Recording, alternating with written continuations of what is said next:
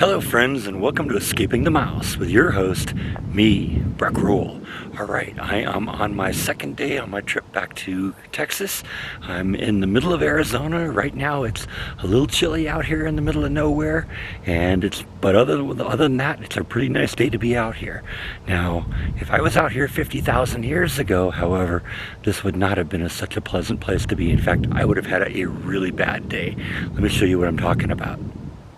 Such a beautiful place, but you would never imagine the amount of force that was released here 50,000 years ago when a meteorite 150 feet in diameter, that's about 50 meters for you in the metric system here, basically came in from the east here and exploded right here on the ground, and it blew all of this material out. Just to put things into perspective, that's 750 feet to the bottom and nearly 3/4 of a mile to the other side. All of that material was blown out and into the surrounding area all around here. Now, the meteor, which was made of mostly iron and nickel, for the most part vaporized on the impact. But there have been chunks that have been found. In fact, I walked through a little bit of the museum on the way in, and they got a couple of chunks of it that are pretty nice. But they're saying that as much as 50% of the meteorite just vaporized. A lot of it got blown into little microscopic pieces, and then there were a few big chunks that were left over. Now, I've heard some people suggest that the meteor actually exploded in the atmosphere, but the museum here itself says that the meteor actually hit the ground, which is really unusual. A lot of times it burns up in the atmosphere, but not this one. And this has, like I said, this happened about 50,000 years ago, and this is one of the best, if not the best, preserved meteorite impact sites in the planet. So this is something I've wanted to see for a long time. I've seen a lot of pictures, a lot of documentaries on this, but being here does not do justice to or seeing it on a video just does not do justice to actually being here in place. This thing is insanely huge. It's hard to believe. Just to kind of give you a perspective of how big this meteorite bit is, you guys have seen my house. My house is on a pretty good sized plot of land. It's 100 feet side to side and about 120 feet front to back. Imagine my yard half again that big hitting the ground at 40,000 miles an hour. That's what happened here. And all of this material was blown out. In fact, they say the debris field scatters out a couple of miles in all directions. And a lot of the asteroid fragments that were left weren't actually in the meteor crater itself, but blown out into the surrounding land. You know, I mean, you look at how flat this is out here. It was all like that, and then all of a sudden, bang! We got this right in the middle of nowhere. Amazing, isn't it? Like I said, I've wanted to see this for a long time, so this is a real treat for me. We're going to wander around a little bit and look at some of the stuff, but this is amazing. I'm really happy to be here. This is exciting. Now, it's kind of interesting looking at some of the rocks that are kind of around the area here. You see a lot of them are pockmarked like this. This is rock that got blown out of the crater, and actually there was so much heat involved that the rock literally boiled, and that's what caused a lot of these pockmarks that you see on it. And this whole area is just strewn with those. I mean, you can imagine, they're saying that this thing, when it hit the ground, it had the explosive power of 20 million tons of TNT. That's a 20 megaton nuclear weapon going off right here. Amazing.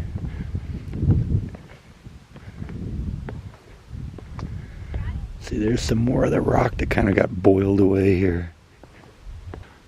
Alright, so when we were looking at the crater from before, we were up there on the observation deck, the top upper level deck there, and we've come down probably 150 feet and closer to the action here. You get to the edge of this mid-level deck here, though, it is a long way down.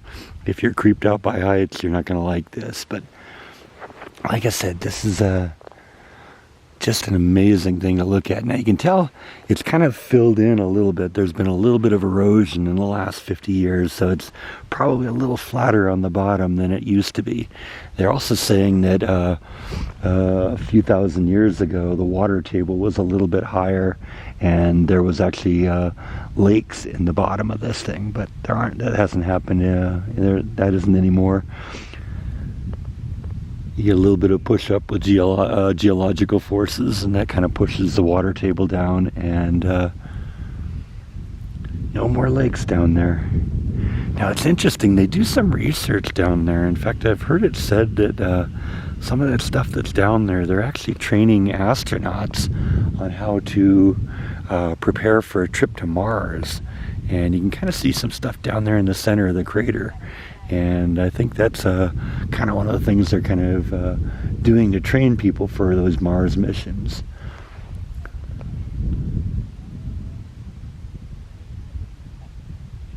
This is amazing.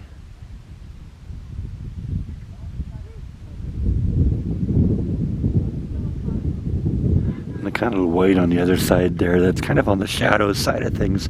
So I think that's actually a little bit of snow over there. Amazing.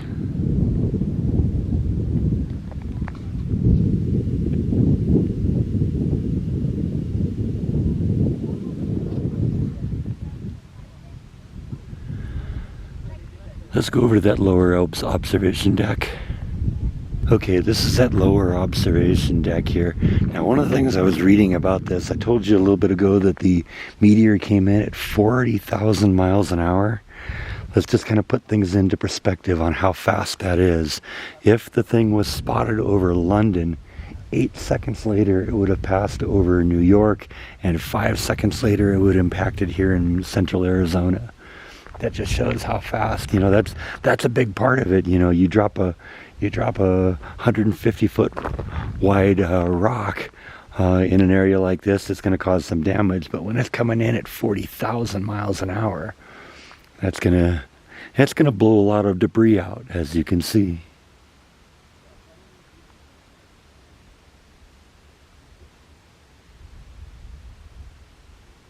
It's amazing how quiet it is out here. I can actually hear people talking way up there.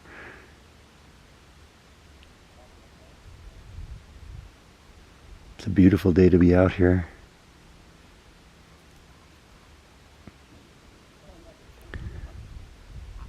Now, like I said, this thing was only 150 feet across, and look at how much damage this did. Now, think 65 million years ago, the asteroid impact that wiped out the dinosaurs, that was 5 miles across. So you take the size of this crater, 5 times longer, five times further to the other side, probably more than that, 7 times further to the other side. That's how big that was. And my understanding is that didn't even really hit the ground. That one just exploded in the atmosphere, and that's what caused all the damage. That was down in the Yucatan Peninsula.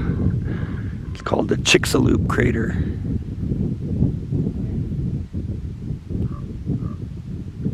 Imagine what would happen if something like that happened to a major city.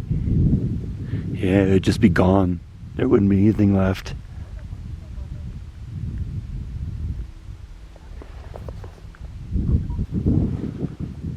Now, unfortunately, there's still asteroids and comets that are a threat to the planet today.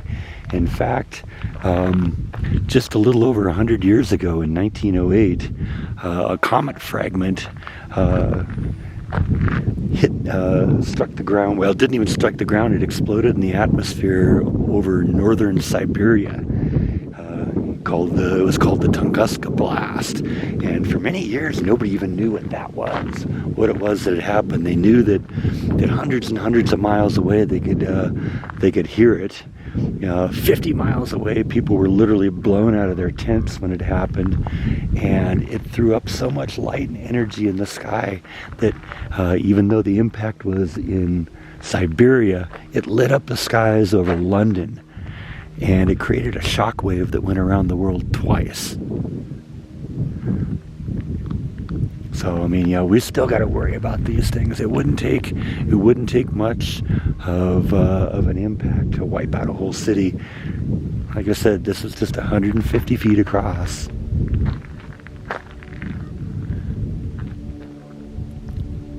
Amazing. Look at the mud flaps up there that just they got that has all the pock marks on it too. You can see it here on this one. It baked it on the outside edge, and then over time the material is kind of peeled off.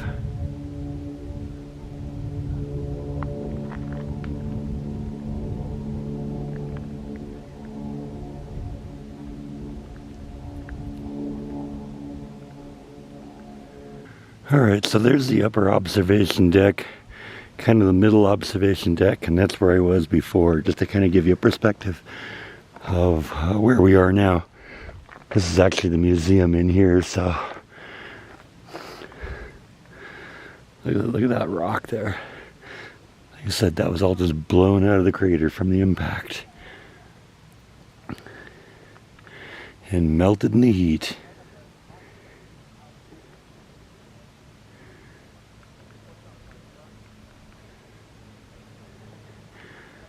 Now, one of the interesting things about this is, for a while, once this was discovered, nobody was really sure what it was that caused it to happen. There was some belief initially that it might have been a volcano, but only when they got in here and really seriously looked at this, they realized it was a impact crater, because in the area around the crater, they found something called shocked quartz, which is a form of quartz that only forms under conditions of high pressure and high heat. And so usually when you find shock quartz, it's usually a sign of a meteor impact. And then of course there's a high level of iron content in the what they call the strewn field around the crater, and that's of course what's left of the meteorite itself. Like I said, they say the meteorite was made out of nickel and iron and rock. And so it would have been very heavy, Think of something the size of my yard, half again the size of my yard, landing here, and that's what we're talking about. Insane. Let's go into the museum and see what they have. It's also kind of fun walking around here and seeing a little bit of snow here. See what I mean about meteors hitting the planet from time to time? Look at the size of that. This is described as one of the largest meteorites ever found. I wish I could have seen that one yesterday in Barstow, but it kind of gives you an idea. It doesn't say this is the largest one in the world, and the one that they had in Barstow they called the second largest. So the one that we might have seen might have been bigger than that. This one's called the Willamette meteorite from Oregon, and they're saying it's the largest one ever found in the United States. These are some meteorite fragments here from different types of rocky meteorites all the way to iron meteorites. One of the ways they know that when they find a chunk of iron in the desert or something like that it's a meteorite and not just a chunk of iron, is that there's usually a very distinct pattern to the grain work in the metal, and I think you can see it in this picture here. They slice them in half and get these beautiful intricate patterns. Now this exhibit deals with the Tunguska blast of 1908, and as I said before, nobody really was sure what happened here, and it wasn't until like 20 or 30 years later somebody actually came in and tried to figure out what was going on. Because they were thinking it might have been an early attempt at a nuclear weapon by Russia. Some people have called it some sort of a interstellar phenomenon, like maybe the explosion of antimatter or something ripping a hole in space-time or something like that. Something alien coming through, something supernatural, all sorts of things. But when they got to the site, they noticed that for thousands and thousands of miles, there were the trees had all been knocked down, and they'd all been knocked down in a certain direction. And depending on where you were in the region, the trees were kind of knocked down in a different direction. And based on looking at the pattern of that, they were able to determine that something exploded in the atmosphere and knocked all the trees down. And it's later been determined, plugging all the information into computers and stuff like that, that it was an asteroid or a comet fragment that exploded in the atmosphere. Amazing. This one shows how much damage was done compared to Meteor Crater here. That's Meteor Crater right there in the center of the dot, and the big red dot is the amount of damage that was done in Tunguska.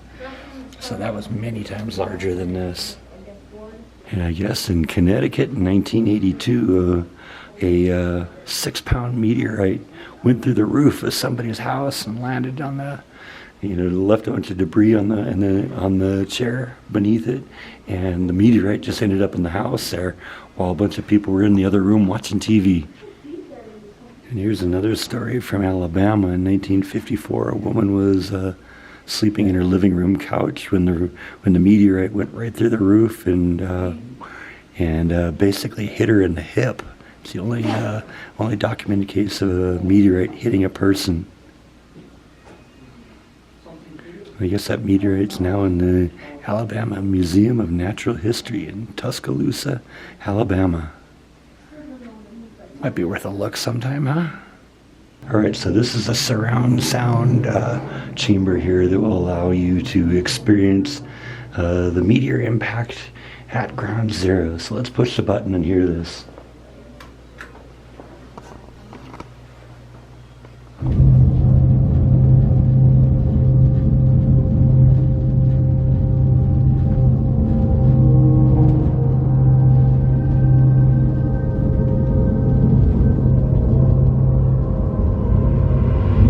At 11 miles per second, a meteor raced through the solar system towards Earth.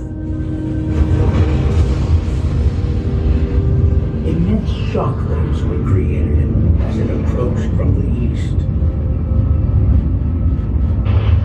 Hurricane-force winds drew 175 million tons of material in all directions. The shock of impact melted most of the meteor and spread it with the large plume of debris. It took just 10 seconds and Meteor Crater was formed.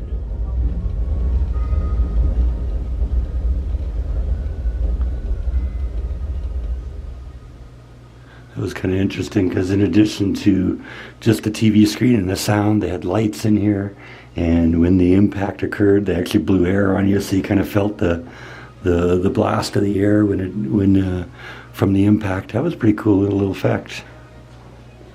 Now, one of the interesting things about Meteor Crater is they've been trying for a long time to turn it into a national park, but the person who claimed the area, Daniel Behringer, the family still owns it today, and it's technically called the Behringer meteor impact. And he came in here originally studying the thing and figured that there had to be a major chunk of the meteorite just buried in the ground, and he spent years and years and years looking and never actually found it. Now, you remember I was talking to you about how they determined this as shocked quartz? This is basically the rock as it normally looks. Rocks have been moderately shocked, and this is the kind of rock that they found around the strewn field here, which basically proved that this was actually a meteor impact. This is kind of interesting. This allows you to simulate different size and types of meteorites and actually witness the kind of impact it would make on a different planet. So let's try this. Let's select the object. Comet, iron, nickel, asteroid. Okay, so those are my options. So let's do iron, nickel. Select the planet. Moon, Venus, Earth. Okay, so those are our choices. So let's stick with Earth. the velocity, that's how fast it comes in. I don't see where that's changing anything. Diameter, 50 meters, that's what we already know that was. Let's do 250 meters in diameter, that should be a pretty good one. Make it really dense. We're going to select the angle it comes in. It comes in at a steeper angle, it's probably going to do more damage. So let's have it come in almost at direct impact at 90 degrees on the planet Earth, and let's run the simulation. Moving at 11 miles per second, a meteor raced through the solar system towards Earth. Wow.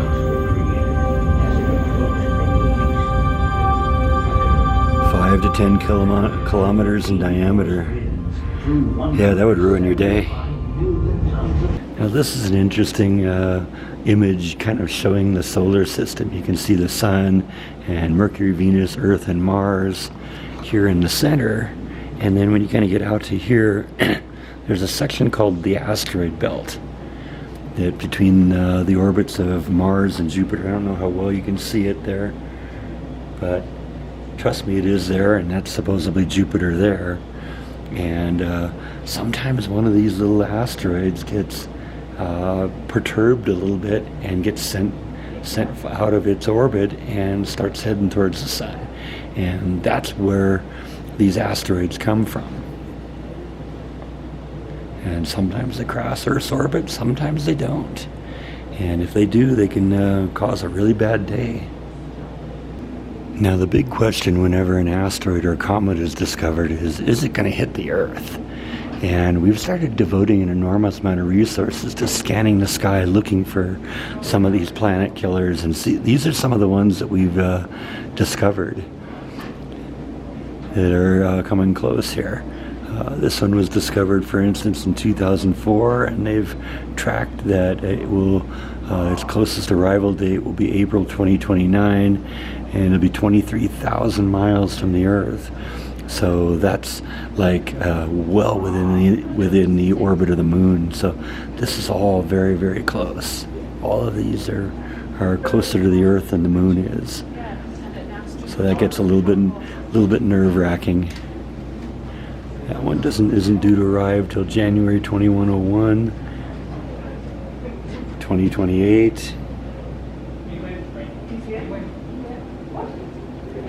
These are ones that have been discovered that are going to be further away. They're between 300 and 600,000 miles away, so outside the orbit of the moon.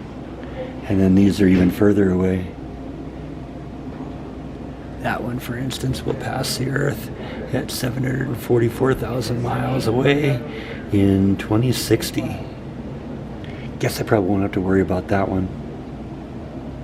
Now this is an interesting little display here. It shows sort of the area of the ground where they kind of see the separation, the difference between when there were dinosaurs and when there weren't dinosaurs.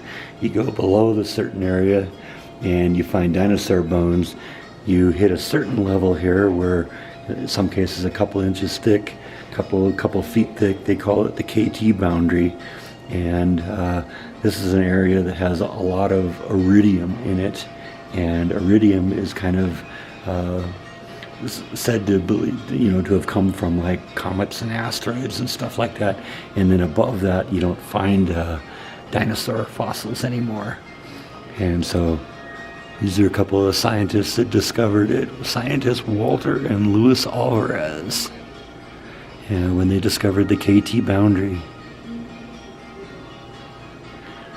And this is where it said that the impact occurred right here it's called the Chicxulub crater in the Yucatan Peninsula in Mexico. Yeah, that was the one that wiped out the dinosaurs. Okay, this is called the Holsinger meteorite. It's the largest fragment of the meteorite that hit the ground and caused Meteor crater. This thing's big. This thing's, I mean, that's my hand. Just put things into perspective here. So this thing probably weighs half a ton. And that's just a small piece of it. Even that hitting your house would ruin your day.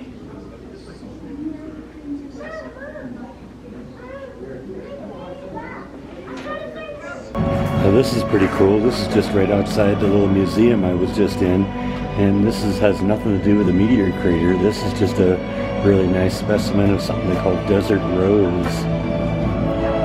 And of course, they always got to have a little bit of a gift shop here. They said they had some rocks and minerals, and yeah, they got a few things in here. I'm going to see if I can find anything that I absolutely can't live without. But it's all pretty, it looks like pretty common stuff. Amethyst. Those are actually kind of cool. I like the bling in them. I'm not seeing anything really spectacular, but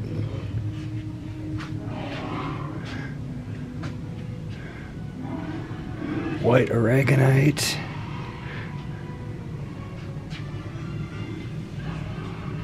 Red calcite, smoky quartz. Lots of things that are shaped. I'm not really into the shaped stuff. That's kind of cool, whatever that is. A large black onyx. That's actually pretty cool. That one in the back too.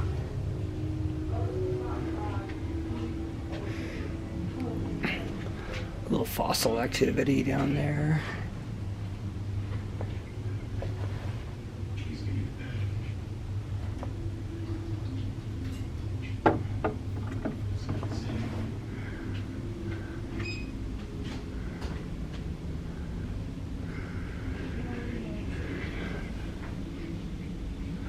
Malachite, I got a piece of malachite. I don't think I paid that much for it. That $199, I think I paid half that for mine. That's what happens when you get it from a wholesaler.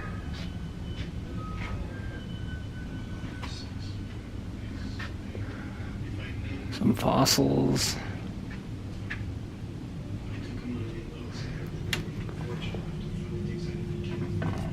That's pretty too. Carbonium. Alright, this thing's kind of interesting. This is called the Basket Meteorite, and according to the story, this actually landed here at Meteor Crater twice. Once 50,000 years ago when it was part of the big piece that impacted and made the crater, and then during the 60s, the rock was stolen and hadn't been seen for like 40 years. And at one point it turned up at a estate sale in Wisconsin, and the person who bought it thought it was a piece of brass or copper and was going to try and bring it to a recycler. But for a while he'd been actually using it as a counterweight for his grandson's basketball hoop. And he was watching a documentary on meteorites and suspected that this might not be brass or copper, that it might be a meteorite.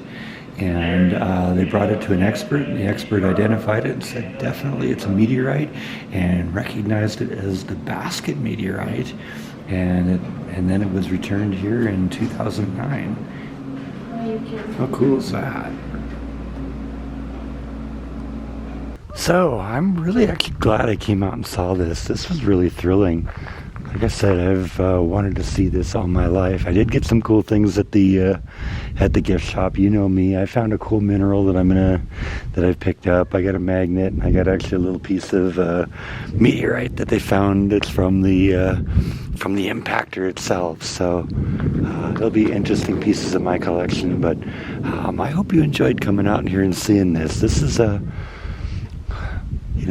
this is definitely the kind of thing I'm into. So, as I get to the point where I do more and more, maybe little road trips to, we'll see some things like this. So I hope you enjoyed this one. Thank you as always for watching, and I'll see you next time on Escaping the Mouse. Good night.